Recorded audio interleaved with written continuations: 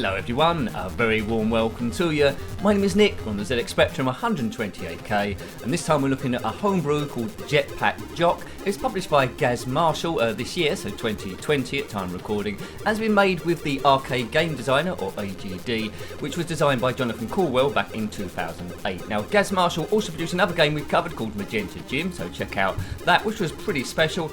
We'll see how this one plays as well, but as I can understand it, it's stage based. You control a guy with a jetpack, so hopefully it's a little bit like a jetpack. So there I am. Oops, and ooh, that's a bit awkward. So if you crash into any of the blue bits of scenery there, the gate bits, you will die. This is a bit awkward. You need to collect all the flashing objects and then you get to the next stage. Great music playing in game. Right, okay, so I've got two left to get. There's a lot of inertia on this, so it's up and then take your finger off the up button. Oh, and I died again. This could start getting a bit frustrating. Hopefully it grows on me a bit. So let's have another go then. Looks like you need to get over your newbie status first of all on here. Right, so there's a UFO there. You see my energy there. If we have any collisions with the enemy moving about, we will... Let's concentrate, Nick. We will lose that. Oh man, if you hit any of those blue grills, you would die instantly, it seems. Perhaps I'll get this one first. That might be a good strategy. It really takes a while to get used to the inertia on this. Hopefully I can get off level 1, or this might be a very short review. I'm not liking this at the moment. It's frustrating me silly, but let's not judge it straight away. Let's keep playing and hopefully it'll grow on me. Right. Come on, Nick. One life left. We need to get over there and get on that other bit, but it's really... Yeah, really need to get used to the controls here and the inertia bit. Right, good. Level 1, so that's a bit of a bonus. This time...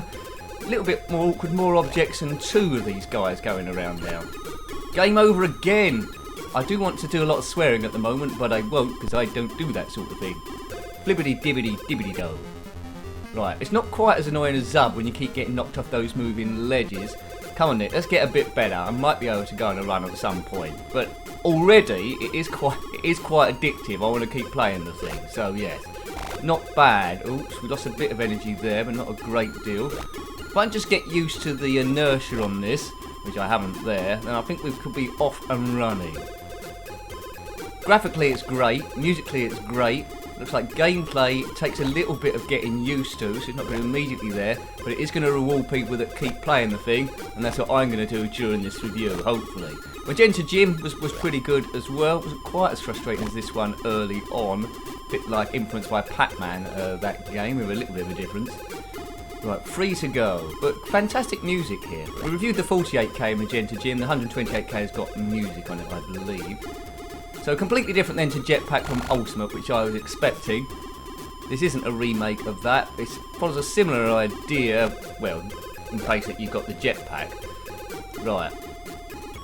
So, getting a bit better here. We're doing a bit of progress. Doesn't look like it's... Oh, we're on level 3 anyway.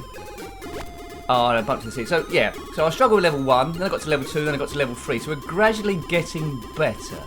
Not quite sure how many levels this has got, but under level it says 003, so maybe it goes into treble figures. So two distinct tunes on this. There's the intro tune and the in-game tune. That's pretty special. That's pretty impressive. Right, okay. So it is growing on me a little bit now. I've got to level 3. I don't know any pokes of this, so I just have to get gradually better so we can see a bit more of the game. Right, okay. So we should be able to steam through level 1 now, eh? Steam through like a steamroller of doom. I don't know why this is called Jetpack Jock. I know the jetpack bit. What's the jock element? Is he Scottish perhaps? Or maybe he's just like a jockey driving the thing. Right. Oh man. I wish I had a jetpack. They would come in useful going up the shops and stuff. There's not much room to manoeuvre there with the ceiling, and the slightest touch on any of these blue grills, horizontal or vertical, you are doomed. Good, so long level 1. Level 2 now. 2 aliens, a UFO sort of one. Reminds me a bit like that thing that was hovering around the bridge in Jet Set Willy. I have to compare how similar it is. I think it's sufficiently different enough, but maybe influenced. Took a hit on the energy. 1 left. I don't want to go across the top. That's too narrow. Oops. Is that going to be okay? No. I think I glanced against the vertical thing there. 1 life left, and that's it again. Oh, man. Level 2 that time. In again. We're not hanging around. Let's get better. Come on, Nick. Let's get better by random. Yeah, very addictive game. So I didn't like it first of all. It's grown on me significantly. So I would say track this one down. It's a good one, and not like any. I don't know what happened there. It's not like any sort of like normal game. Good. An interesting homebrew. It goes in its own direction, which is good to see. Made with the AGD arcade game designer, as so many were, which is a splendid piece of software by Jonathan Cauldwell. Lots and lots of games made using that wouldn't exist if it wasn't for that. So if you're good at graphics and possibly sound, and you've got a good idea for a game but are rubbish at coding, check out AGD. I think it might be available from Spectrum Computing, that website there. That might be one of the links. Don't quote me though. It might not be there, but it's a good starting point to find out where it is. Right, 2 left here. It's level 3, and we're going to get to level 4 now. Right, new ground.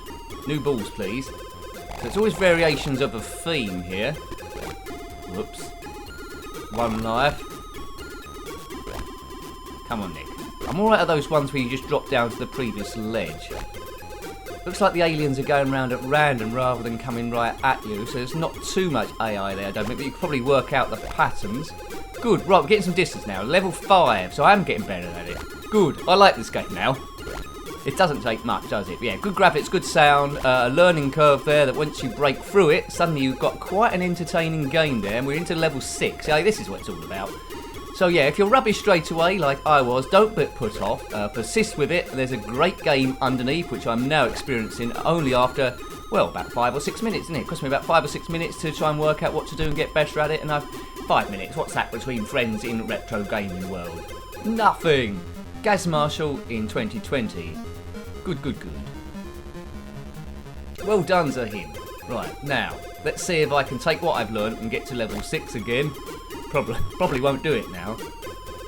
I can go on a speed run for level 1 at least. That seemed very, very difficult first of all. Now I'm just speeding through. Boof. What was the clock on that one? Let's speed through this one as well. There's only one tricky bit, and that's up here. Get out of the way, alien.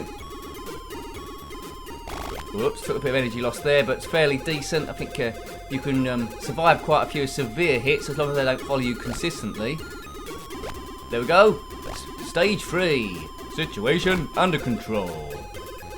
What a lovely game this is. So you can see I've turned completely 180 from what I thought about it originally. I thought that was going to happen. I knew that was going to happen, really. Good. It's going on a run again. Stage level 4. Oops, took a bit of a hit there.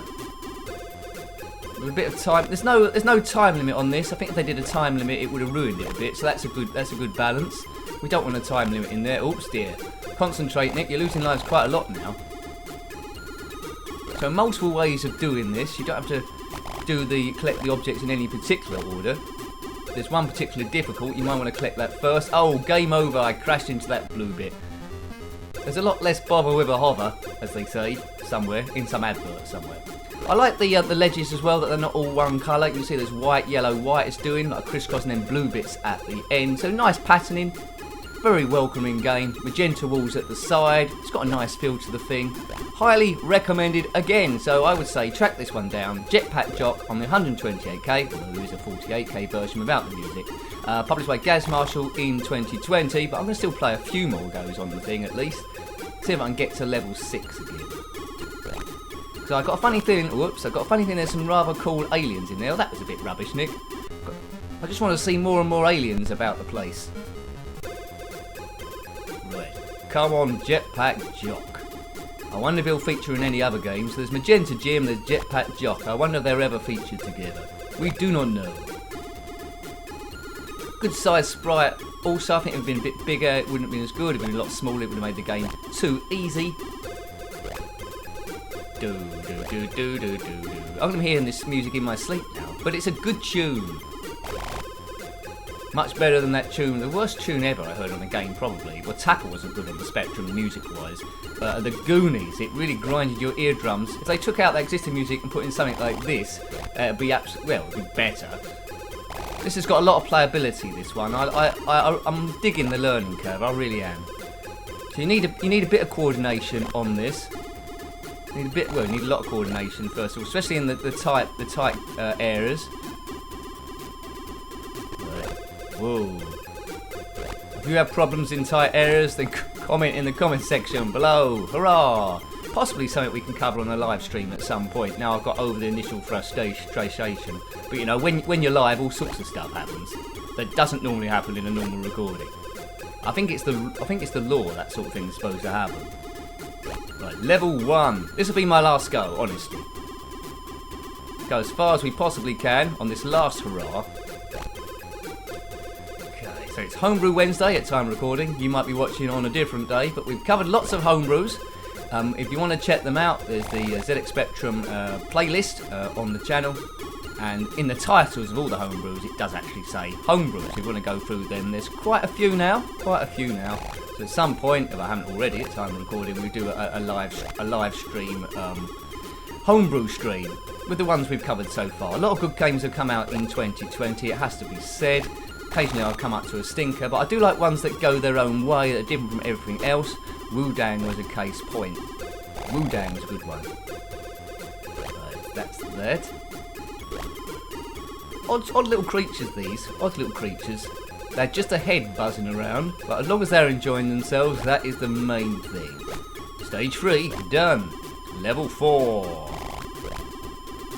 Now, if you played this bit one quite a bit, because you might have done, it's one of those games that once you've got it, and you will play it quite a lot. What's the highest level that you've got to? Let me know. And how far have you, how many aliens are there on that stage? Now, this is technically my first go, because these reviews are all about what it would have been like on your first or second go, and would you gone back to it ever again. Initially difficult, but then you're there. But yeah, if you played it quite a bit, you would have got to much further than I have. So let me know what level you've got to. If you're watching this 10 years after it's gone up, still comment, because if I'm still around doing this, which hopefully I am, I'll probably answer that comment. This would be considered retro then, wouldn't it? That'd be the year 2030, but let's not worry about that. That's too far away. Come on, Jetpack Jock. Level 7. That's how we play it round here. Got 2 lives left still. Right, 2 objects to get. One of them's in a tricky place. There's an alien in the way. Right, okay. Delicate stuff. Yay! State level 8. Fantastic. So it's not getting too much more difficult from level to level, so it's going really, really gradual. I was expecting like gateways and buzzsaws to be flying around my head. Oh, God, I couldn't have done that when I first started. Drop down there. He's on a run again, folks. Level 9. What's different with this level? Oops, that's a cheap life to lose. Right.